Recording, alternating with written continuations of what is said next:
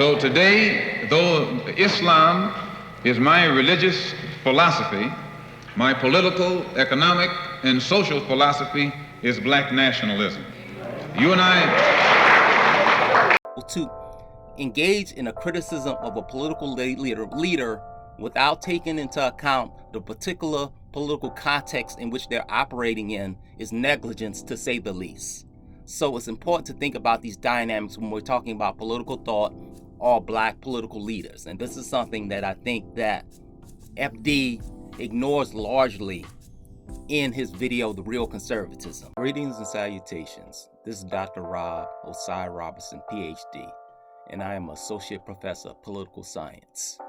Today, I want to do something slightly different and provide partial reaction / commentary on this recent video. Well, not recent, it's been almost about a month now, from FD Signifier, The Real Conservatism.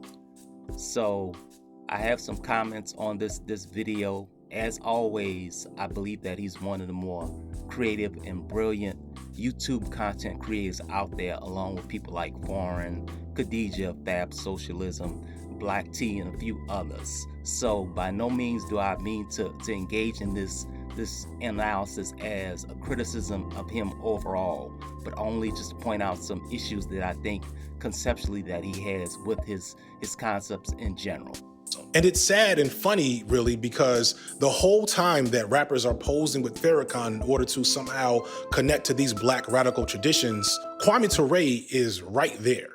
There is and was no greater resource on the Black Power tradition and Pan-Africanism than Kwame Ture, and he didn't die until 1998. While Farrakhan was singing Calypso, Ture was marching with Martin Luther King. I see revolution clearer now than I did before October, thanks to the Honorable Minister, Louis Farrakhan. Well, now, your theme song has been organized. Always Not so much mobilized, but organized. Now, did you see much of that? No. Coming out of the march? No, but the march creates an atmosphere which allows now for organization. If you follow the march very carefully, you know that Minister Louis Farrakhan and I go back to over 30 years of constant work, of knowing each other, working constantly, and meeting all the time. And one of the things that really pleased me was at the march, he ended the march by saying, I want everybody to join an organization working for the people. He even said, join the All-African People's Revolutionary Party. I said, now, that's perfect, because all we want is for all these million and more people who came to the march, each and every one of them belonging to an organization, NAACP, Urban League, Southern Christian Youth Conference, All-African People's Revolutionary Party, Nation of Islam, anyone that's fighting for the people, you've got a disciplined force. Revolutionary Party, Nation of Islam, anyone that's fighting for the people, you've got a disciplined force. Revolutionary Party, Nation of Islam, anyone that's fighting for the people, you've got a disciplined force. Okay. Friends for 30 years. Nation of Islam, disciplined force. Interesting. So, Kwame Ture, at that time, had known Minister Louis Farrakhan for all 30 years. And also, he points out any organization fighting for black people represents a disciplined force. So, we'll come back to this notion of discipline. But 30 years, Nation of Islam, disciplined force, close friends, I find that interesting. Don't you? Thought in America went from overtly socialist, became capitalist, hyper-materialist, and traditionalist movements today. Why have black radical traditions somehow found themselves housed under the Democratic Party when even Martin Luther King was very clearly against the idea of white moderates and white liberals? How did an organization like Black Lives Matter start with all the energy and aesthetics of leftist radical political movements and end with the founders buying mansions and getting into electoral politics? How did black conservatism come to take over black political thought after the civil rights movement? These are complex questions that require long, complex answers, and there's no way I can truly explain all of them in one video, even one that's as long as this one will probably be. But what I will do, along with my guests in this vid, is try to break it down using three important figures who represent three important facets of how this change has taken place. I'm going to hopefully try to start a conversation, explain how black conservatism conservatism actually exists in this country, and how if we don't do something about real black conservatism, it's probably going to get all of us killed. What the problem lies is very simple, is that American capitalism has always maintained a system in which the supermajority of black people have disproportionately been relegated to the most disaffected economic forms of labor, that we're supposed to be surprised that abhorrent social behavior develops in these communities when there's no economic alternatives that occur. So the whole purpose of conservatives is to basically disabuse the notion that black people are deserving of any kind of policy that will transform their economic condition, because they're so culturally defective that capitalism can't save them. And they do this because they're paymasters like the Heritage Foundation, the Manhattan Institute, and these other think tanks pay them to say this crap, and they align with it because it aligns. Points out some interesting points. However, I think there's a slight contradiction or move a hand within his commentary, because he seems to be referencing black conservatives that are associated with the Republican Party, the Clarence Thomases, the Thomas Sowells, and these types of individuals that are clearly operating under a specific agenda. And this is a dynamic that exists within this video as a whole. He's conflating some different ideas: black conservatism as associated with the Republican Party, and conservatism as associated with traditional black nationalism. So I don't want to get too far ahead with that, but this is something to point out. These are two different things. The Republican notion of black conservatism, which is associated with people such as Clarence Thomas, Candace Owens, and even in his Kanye moments, Kanye West. But nevertheless, there are dynamics within that. But that's not to be confused with if you wish to talk about people such as Minister Louis Farrakhan. The reality is that Farrakhan is more useful and less dangerous to the establishment politics and status quo than he and his followers would like you to think. What makes Farrakhan as a problem is that he inherited these radical traditions around black power, black nationalism, etc., in possibly the worst possible way. The Nation of Islam has roots in Garveyism, i.e. the teachings of Marcus Garvey, who was a prominent black political figure of the early 1900s and one of several ideological nemeses of W.E.B. Du Bois. Garvey himself has a lot of issues and is probably the core source for much of the fringe black political movements that exist today. When I say that Farrakhan inherited the black power or black nationalist tradition in the worst possible way due to Garvey, I don't say that lightly. There are a lot of very easy critiques to make about Garvey that are directly connected to Farrakhan: the anti-Semitism, possible fraudulent acts, the pretty explicit weird takes around black supremacy and race mixing and miscegenation. Garvey did meet with the KKK during his time because he felt like the KKK would be a useful ally in supporting his goal to move black people from America to Africa. And when you look into Garvey's explicit goals for his movement, it is a very right-wing, very conservative framework for how to address black people's problems. Now, one thing or another thing that FD frequently mentions in his criticisms of both Minister Farrakhan and Marcus Garvey is the notion of anti-Semitism. Now, I need to be careful in terms of how I say this, because I do not want smoke with the Anti-Defamation League or APEC, both very influential organizations. However, there's a contextual aspect to this, which I think is important, that must be acknowledged. There's been criticisms in terms of interactions, both domestically and internationally, between Jewish groups in the United States and the black community, and internationally in terms of how historically Israel has treated the Palestinians. So, particularly in this latter dynamic, in terms of Israeli treatment of the Palestinians, has been a topic that several African American people that represent the developing countries in the 1970s have been critical of. That we can talk about the non-aligned movement. We can also talk about North-South division globally. So, the issue that I have is sometimes there have been people that have engaged in genuine and honest criticism. However, the label of anti-Semitism has been quick to be attached to them. Yet you're being impolite. That's a Zionist tactic. Come to the microphone. Let's discuss it. Come. No, I carry it. My second comment was referring to your statements about Zionists exploiting people in this country. Correct.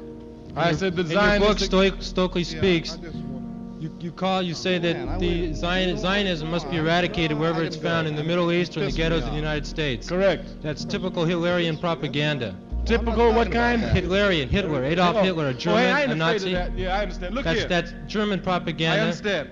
Let me tell you a tactic of Zionism. What they do is that every time you say something, they bring out Hitler. You understand? And they make you feel scared about Hitler. Okay, if Hitler killed as many Jews as he did, then what the Jews should do is take Germany. Why you go to Palestine? The Arabs ain't did nothing to you. Number one. Go to Germany. Germany. Hey. Germany. Because Germany is not our homeland, Israel is. I'm coming. Egypt is mine. It's Africa. Is that correct? That's right. Why does Israel want to attack Israel Africa? does not want Egypt. Israel doesn't want Egypt. No, it does not. What does it want? Israel wants Israel. Where is Israel Israel? What year was Israel recreated? How did you get it? How? Who gave it to you? Lord Balfour in London in 1916? Was it his? The modern state of Israel was created by the United Nations. You want to get in on this? He's right. He's absolutely correct. He is absolutely correct. And that shows you what an illegal, immoral, and unjust state is. Today, it won't even listen to the rules of the United Nations, which tells it to withdraw from the 1967 borders.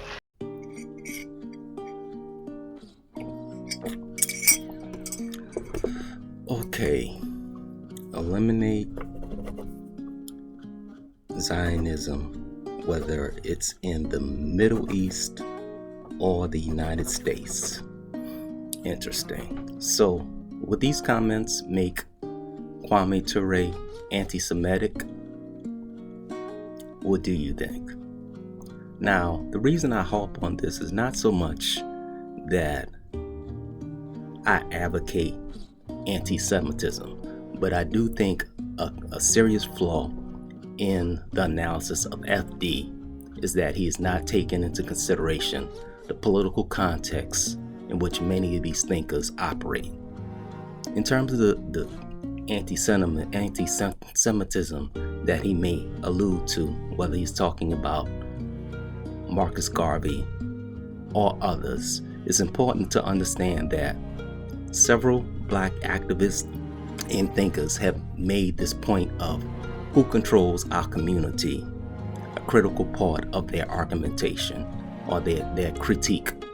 And whether you believe this or not, criticisms of the Jewish community being owners of certain businesses in the African American community has come up. So sometimes when people criticize these things in terms of this reference of whether it's in the United States, they may be referring to this frequent critique of who controls the black community. Now, I'm not talking about this notion of black capitalism, which is something that we'll touch on later. However, one of the ways that we get to this notion of black capitalism is the question of who controls the black community. So in this light, I think when Kwame Ture and others, and maybe even the case of Marcus Garvey, may have mentioned the notion of any type of anti-Semitism, I'm sure it has to do with who controls the black community.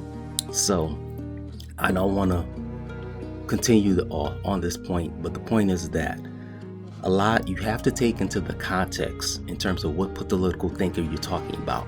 And I think that's something that's sorely missing from FD's analysis. Another thing that's important to highlight is that you must place the particular thinker you're looking at within an appropriate political context. You cannot talk about Garvey without considering you're talking about a black man in the early 1920s who had been surveilled by both United States intelligence services as well as the British. We must keep in mind that Garvey was convicted of mail fraud, and he was an enemy of the state in a way in which neither Du Bois or Washington in his heyday was. So some of these things that we point to were dynamics that emerged from a radical black actor in the early 1920s. You cannot overlook the fact of what was being done at that time. You cannot look at Garvey from the vantage point of 2023 because you're talking about a black person organization that was organizing in the early 1920s or the 19s. What he was doing is radical, and there's a reason why people talk about him as the founder of modern black nationalism. So putting a critique or using the context of 2023 on someone that was operating in the 1920s is illogical and short-sighted, to say the least. So a lot of this has to do with context, and that what I think is a serious flaw in a lot of FD's analysis, the lack of political context appropriate for that time in which black actors or organizations were operating in. You cannot put the lens of 2023 on actors in a particular time and think that they're appropriate. So this is another dynamic to consider. It's a bigger question in my opinion. Why did we allow this? Farrakhan wasn't necessarily propped up by white media. In fact, many institutions in white media tried to keep him out of the mainstream as much as possible. The fact is, Farrakhan rose to prominence because we bought into what he was selling. I think there's some temporal dynamics within this. How you view Farrakhan may be a perspective, I don't know if you call it age or when you came into your particular consciousness. I think there's a story behind the legacy of the Nation of Islam that has to be told, in the sense that, to me, Minister Farrakhan is the head of the Nation of Islam. He's the heir to the throne, more or less, the house that was built by Elijah Muhammad and Malcolm X. But he also, by default, is the last man standing in an environment where there are so few black political leaders, particularly radical leaders. So this is something that I think is important to keep in mind, is that Farrakhan is to be noted for the role that he had in terms of maintaining the legacy of the Nation of Islam. However, not everyone views his role historically as he may be viewing this. And as I said, this might be a temporal dynamic. But there are some things that we'll talk about that I want to talk about in terms of the role of hip-hop in the Nation of Islam. Although FD seems to be struggling in understanding this connection between hip-hop in the nation, I think his investigation overlooks a critical dynamic or development in this relationship, specifically 1980s hip-hop, which is strongly connected to 5% Nation, which was created by Clarence X. Takes, for example, one of his prototypes, Nas, who raps in his song UAR. William changed his name at 16 to Rakim Allah, because Clarence 13X had New York on lock, God's on every block, jams in every park. Even from my perspective, to me, in terms of my generation, Rakim was the God MC because of his a lot of people consider him the best that ever did it, and he had a lasting impact on several MCs that would be impactful later in the 80s and into the 1990s. Islam? I've been Islam. Okay. I've been Islam since I was 12, 13 years old. Because I was introduced to the 5% Nation of Islam when I was 12 or 13 years old. You know what I'm saying? And it's been that ever since. So for the people that don't know, what is the 5%? The 5% Nation of Islam is it's a division of the Nation of Islam that was created by the father Clarence 13X. Yes. I'm curious to know what influence did the 5%er have on you, not only musically but personally. That's another great question. At that time, you know, I look at nowadays, and you got the Bloods, and Crips in New York, and it's like, when I was growing up, like, you couldn't sell drugs in front of old people. Like, you had to have respect. And that was all from the 5% Nation of Islam, was because, you know, oh shit, I never did that before. It was because, like, it was a righteous standpoint. So when we started and then we went to jail, it was like, it was a whole bunch of 5% influence. There wasn't no gang members and things like that. So you would have to be tough, but then you would have to know your lessons. You would have to know your mathematics. You have to know what you were talking about. And so it heavily influenced the War Report. It heavily influenced me. So it should be clear now that there's a strong correlation between three dynamics. One, the role of Malcolm X in the growth of the Nation of Islam. Two, the foundations of beginnings of hip-hop in the 1980s, in which in New York, Clarence X had a significant impact on many of the early progenitors of hip-hop, who in turn influenced other MCs. This also overlaps with the third dynamic, which FD does not speak about in his video, which was the Million Man March, which happened, I believe, in 1995. 25th anniversary of the Million Man March. Several black men from San Antonio traveled along with thousands from all over the country to Washington, D.C. to march for change within their communities.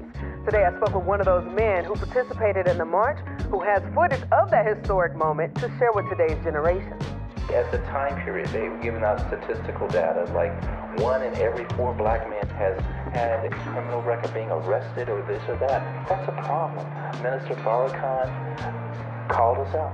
Friday marked the 25th anniversary of the Million Man March in Washington, D.C., a historical event spearheaded by religious leader Louis Farrakhan. Minister Farrakhan said, we need to gather up all of you guys to kind of have this day of atonement for your sins, and then utilize that and make it into something positive so that you can go back out into your communities and be better servants. At the march, historical black figures like Maya Angelou, Rosa Parks, and more were present, speaking words of encouragement and motivation to the African-American community. Leo Edwards participated in that march. To be among 1 million men, to affirm that this day moving forward, we're going to make a difference. He and his brother Anthony Edwards decided to make a documentary for the march's 25th anniversary using images and videos Leo captured in 1995. You were part of a social movement that synergy-wise brought people together. Though many had differing opinions about Farrakhan and his spiritual beliefs, the one thing the documentary highlights is despite everyone's religious backgrounds, they all came together for one purpose that is still needed today: change. These men who had the courage to go and to learn have come back, and they've made a difference in the community. The two brothers say their biggest goal behind the documentary was to pay it forward for those who have fought for our change in our history, and to encourage the youth to continue to use their voices for good. To see the and attracted over 1 million people to Washington, D.C. So despite what he may say or you may believe about the nation, the reality is that most people, in my view, at the bare minimum, respect them as an organization that gets their hands dirty and is willing to work with the lumpen proletariat, with the working class, and even in the prison system. So these are dynamics that I think are well respected. So without getting into the whole cis heterosexual and gender dynamic conversations that may be in vogue today, you can make a significant argument that the Nation of Islam is seriously appreciated for some of the popular dynamics. Now, there's a whole nother discussion of community nationalism, which is a construct that some scholars put forward in terms of what's attractive to broad swaths of the population.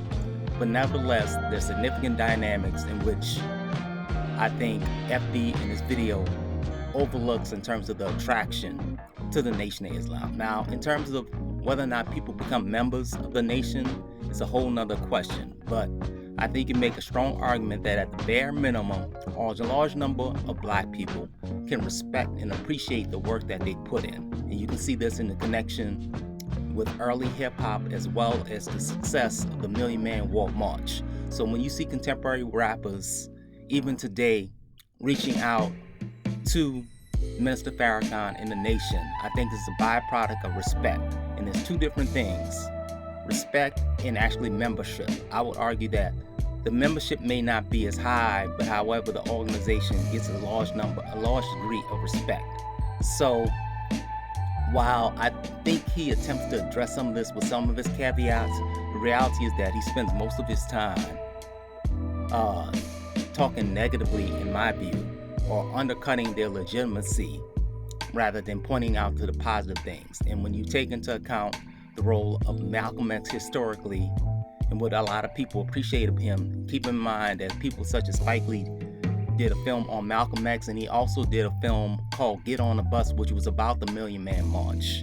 So you take the Malcolm X dynamic, combine that with Clarence X in New York and early hip-hop, and the success of the Million Man March, and it's not hard to see how the nation would retain a large degree of influence even today. But even with that influence, I don't think it's so much that people are joining the organization as much as they respect the organization. So this is some dynamics that I think are critical to take in mind, to keep in mind when thinking about this, is that the organization is well respected. When you think about at the core of some of the things that respect and what people admire about it in terms of discipline and trying to put forward a plan to help the average person to build themselves up without getting into the whole gender discussion. So this is something in my view that's largely ignored by FD, but nevertheless I think that a strong relationship is there, and I think you can understand why it's attractive to so many people, regardless of the critiques of whether they engage themselves in direct action. Finally, and related to that, you have to keep in mind that we're operating in an environment where the bulk of quote-unquote radical organizations were either neutralized in the 1970s, or you had the whole protester politics phenomenon in which a number of elected officials a number of activists from the 1960s and 70s got involved in electoral politics. In fact, the avatar that I use for this channel is a picture of Elaine Brown, former chairwoman of the Black Panther Party, who took over when Huey P. Newton had to go into exile. And there's several other examples of former activists getting involved in electoral politics. So when he poses this question of what happened, the answer's out there. I don't have time to get into these specifics, and hopefully I'll touch on this in the future video, The Lesser of Two Evils Part 2. But nevertheless, I encourage anybody to take a look at Robert Smith's book, We Have No Leaders, which etches out a lot of these dynamics in terms of the absence of so-called radical leadership. Even within that, we know what happened. So these dynamics, when you connect them together, I think, in my view, there's not enough respect in this video for the nation. Now, first, I want to point out one major issue that I think that he has with with this particular video. Main thing that I think that he misses out in the real conservatism is that he engages in two shortcomings that I think undercuts his points. One, he never provides a political context for the thinkers that he references in this video. What do I mean by political context? As we know, this is a concept that comes from Haynes Walton, but it's important to understand the different eras in which black politics or black organizations operated in. So for example, to talk about Booker T. Washington and make a claim of conservatism in the late 1800s in Alabama, without taking into consideration the different forms of white terror and supremacy that he faced in his decision to engage in forming Tuskegee Institute, and his status as the Tuskegee machine and the influence that he had at that time, coming from a place such as Alabama, is something that I think is important to talk about. The other dynamic that he engages in that I think is problematic is that he does not finish the story. What I mean by that is frequently in this particular video, as we will see, he uses "why don't we turn to the black radical tradition?" Now, the issue with that is not so much this notion of a black radical tradition. The issue with this is that he points to this almost as though talking about a book that he never completes. For all practical purposes, and there's a general consensus about this, what we know about black radicalism today mostly is based upon a conclusion of the Black Power movement, which occurred in the mid-1970s. The eminent former historian, he's deceased now, Manning Marable, referred to the 1974 Gary Black Political Convention as the zenith of black politics. What I mean by this is that by 1974, the radicalism that many of us romanticize, whether you're talking about the Black Panthers, whether you're talking about cultural nationalism, us movement, things of this nature, reached a peak in the 1970s. How does this relate to the point where I say that he does not complete the book? We know how many of these stories of black radicalism ended in the 1970s. Whether you want to talk about people being in prison, people being ostracized, or people being harassed by the FBI or CIA. We can go by case, organization by organization, and there are several texts and documentation in terms of what happens in these movements. One issue that I had with a lot of content creators that engage in this political realm is they make references to socialism or radicalism without talking about the consequences or what happened to several of these leaders and organizations. So just to not to go too deep into this point, it's important that we recognize when we're talking about any political leader or any organization, two things. One, what was the political context, the historical environment that they were operating in that time, because it's important to understand what were the forces that they were faced or challenged with. You can't just talk about a political actor without talking about his environment. This is very, very important. In talking about African Americans within the United States, we've always been confronted by particular forms of segregation or white supremacy. Whether you're talking about slavery, whether you're talking about Jim Crow and the Black Code laws, or talking about the 1960s, or today and talking about police brutality. There's always a specific environment in which Black people or African Americans operate in. So to engage in a criticism of a political leader without taking into account the particular political context in which they're operating in is negligence, to say the least. So it's important to think about these dynamics when we're talking about political thought or black political leaders. And this is something that I think that FD ignores largely in his video, The Real Conservatism. So thanks for watching. Be sure to leave a comment, like, share, and subscribe. So until the next video, I'll see you soon. And if there's enough feedback on this video, we'll dissect the other two aspects of his critique, the capitalism and double agent components, because I think there's something to be said about that. So please remember to like, share, comment, and subscribe. Thank you.